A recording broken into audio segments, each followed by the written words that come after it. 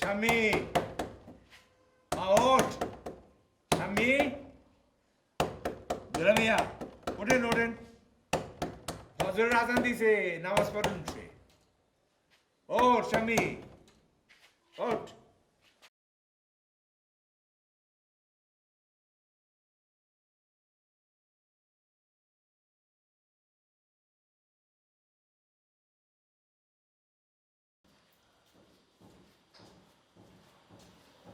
এই রাত হাত ওঠ ওঠ আর ফজরের আজান হয়ে গেছে উঠে নামাজ পড় রাস্তায় কমানে ফেলি ওঠ হাত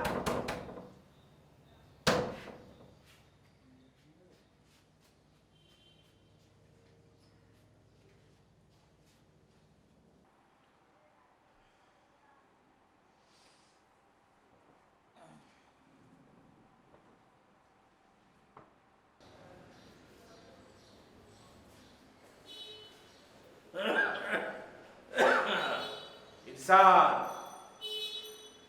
ইনসান এই ইনসান দেখো শুনছে তো জবাব দিচ্ছে না বেয়াদব কোথাকার।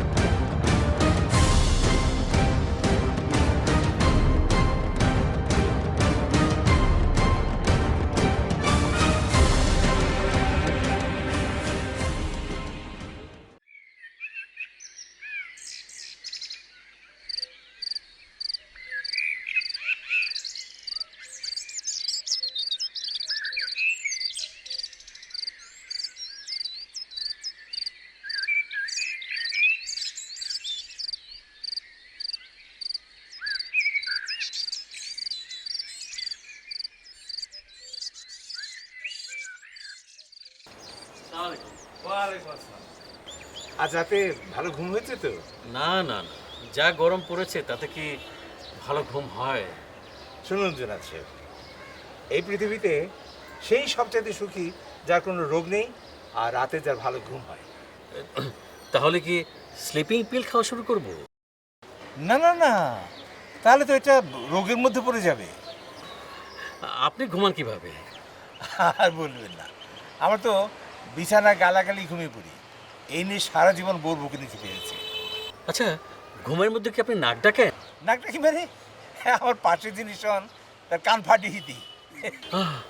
বলেন কি? আমি তো শুনেছি এটাও এক ধরনের রোগ। মানে এই মাঝে মধ্যে আর কি।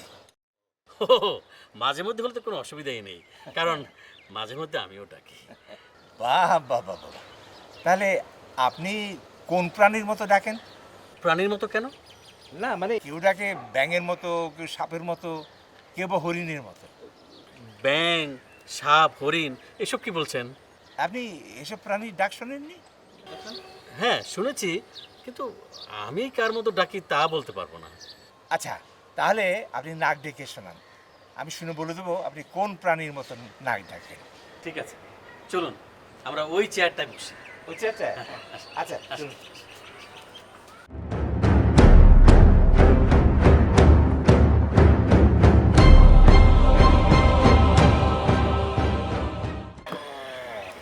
ইন্টারেস্টিং কিন্তু, হ্যাঁ? আপনি বলে দিবেন যে কোন প্রাণীর মতো ডাকলাম, না?